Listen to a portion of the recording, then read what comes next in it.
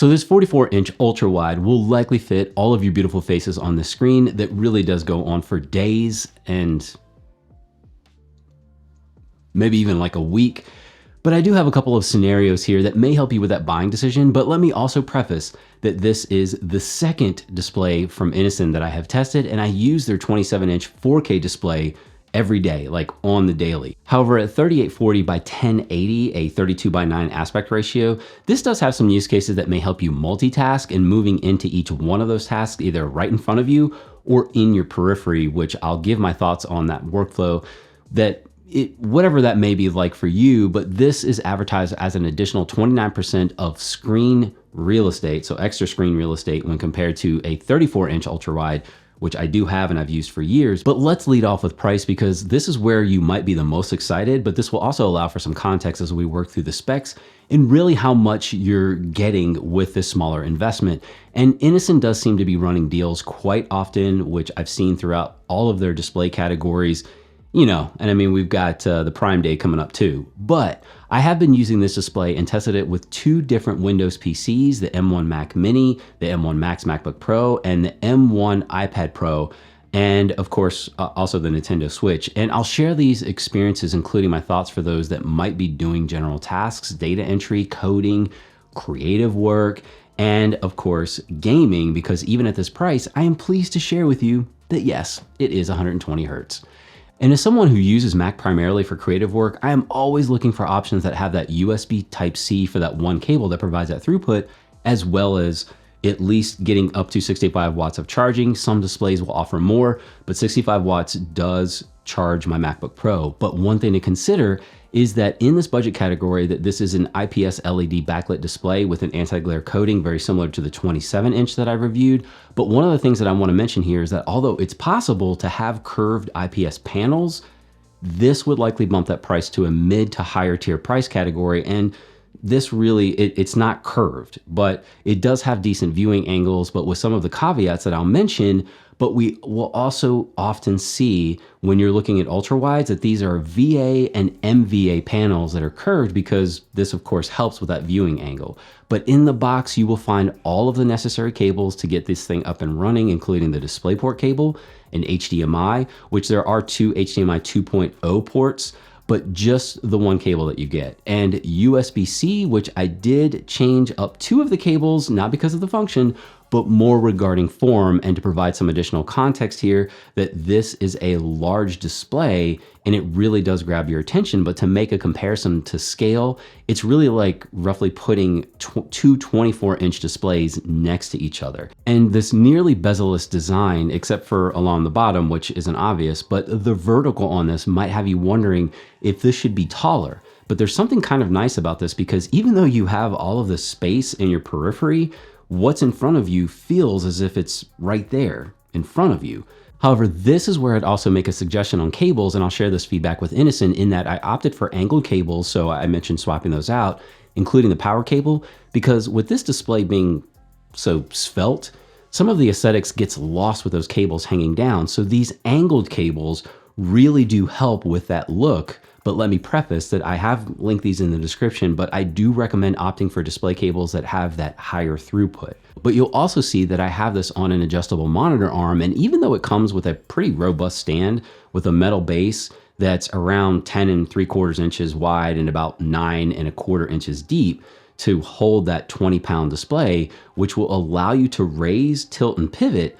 However, I just prefer to take advantage of the vase amount and taking something back here, which is the space on my desk. Although it is a very large workspace, but I'm sure for many of you, you would love to have that space back. And as far as the testing is concerned, USB Type-C, again, 65 watts of charging, which it was fine for my MacBook Pro, USB Type-C to DisplayPort, as well as C to HDMI, HDMI to HDMI. And you can certainly, again, as I said earlier, you can find these in the description, because to reiterate, I encourage you to look at the specs on your current cables or what you may be looking to purchase, because it can make a big difference if they can't handle that signal and give you the best experience possible. And of course, it also does depend on the device that you're pushing that display as well.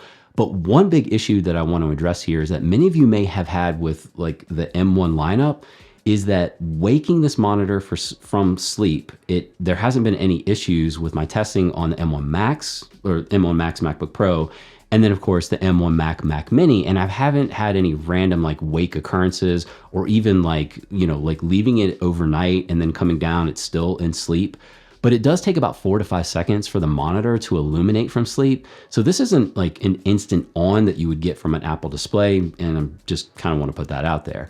But something I did discover was that when I first plugged in to the MacBook Pro through USB-C only, it would default to mirroring the display. And the MacBook Pro, of course, the screen would have the same aspect ratio as the Ultrawide. And I did have to go in and change this in display settings, but again, only when plugging it in initially. But then I tested it several more times and I really couldn't get it to repeat. So either it was something that I did or Mac OS, as we always like to blame.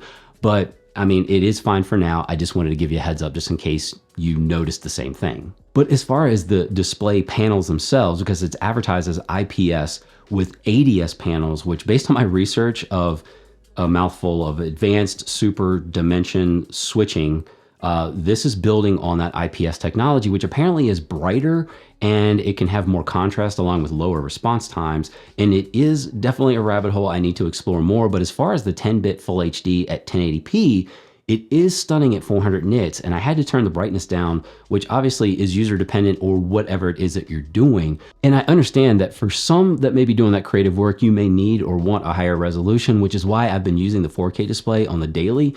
But honestly, like the colors, I have been pleasantly surprised, and I think we can all agree being pleasantly surprised is quite nice. But for that all-around use case where data entry or coding may occur, there are quite a few adjustments that you can make with the on-screen display options, although I think for coding specifically, that it may have you eyeing something else with that higher resolution. Depending on your specific need, it is a little bit soft, but it could be manageable, as I said, for being an all-around use case. But as far as having a display to pivot to for some gaming, that 120 hertz refresh rate is there. But let me talk about this for a second, because I did see someone who wrote a review where they said that the particular user could not achieve that refresh rate. I have tested it, and you can. But what it comes down to is in Windows, you do have to make sure that you go into your advanced display settings to toggle this on. And so this isn't automatic, and likely because of like drivers or lack thereof, but it does work. And for the Mac, the USB-C to Type-C only supports up to 60 hertz, even though the bandwidth is there, but DisplayPort and HDMI will achieve those refresh rates on the M1 and M1 Max MacBook Pro. But having this HDR 400, whether you're consuming that creative work or that FreeSync Premium, will certainly help you with that pivot to gaming, but with a couple of caveats in that the aspect ratio, there's really just a handful of games that kind of can support that. And so Fortnite being one of them, and Forza, which those are the two that we tested. And Forza was actually kind of fun. And my boys were saying that with that camera angle of you being in the car, it was kind of clutch. But a couple of things here that many games may not be able to take advantage of this, and depending on your graphics card, we did test an APU that was able to push the display, but it did have some drop frames. But even a Vega 64, we were getting 80 to 90 frames on Forza, but this of course was also on ultra settings in the game. And of course my son was like, well, I like the way it looks, so that's what he wanted to keep it in, but just making those adjustments will net you a higher frame rate. And of course, with this picture-in-picture mode, split screen functionality built in, which you can get to these within the displays menu, this is where I tested some of that multitasking capability, but streaming YouTube through the USB-C port via the Mac Mini, and then running the Nintendo Switch through HDMI. And although this may not be for everyone, I do see my kids doing this quite often, where they'll just be playing a game on their main display and then streaming something else entirely on another display. It's either kids or maybe it's the attention span, whatever. I tried it. But let's of course chat about the speakers. And as I've said before in other display videos, you have got them here, so they're included. They're nice to have if you don't have access to anything else, but go in with the expectation that these are speakers in a display.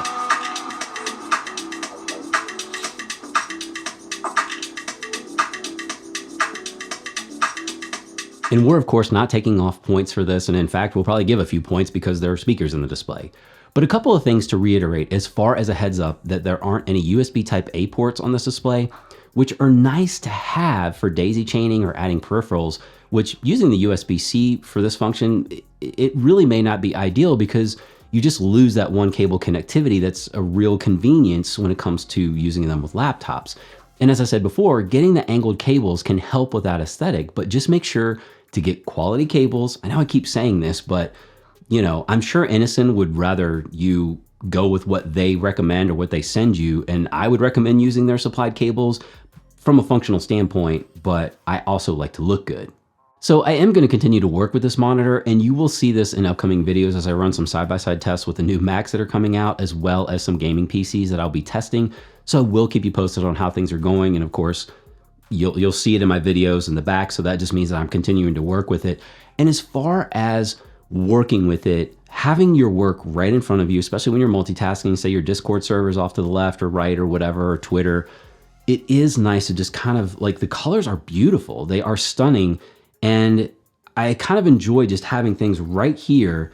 And it was muscle memory just to kind of, look off to the side to things that weren't, I didn't want them to necessarily grab my attention constantly, but it was nice to kind of have. And again, I know that the lack of curved functionality might be a deal breaker for some of you, but I've actually enjoyed it.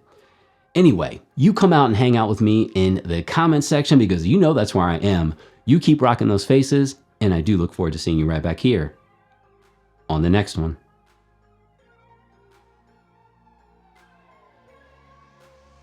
Sure not to step on my dog. She likes to hang out while I do these videos.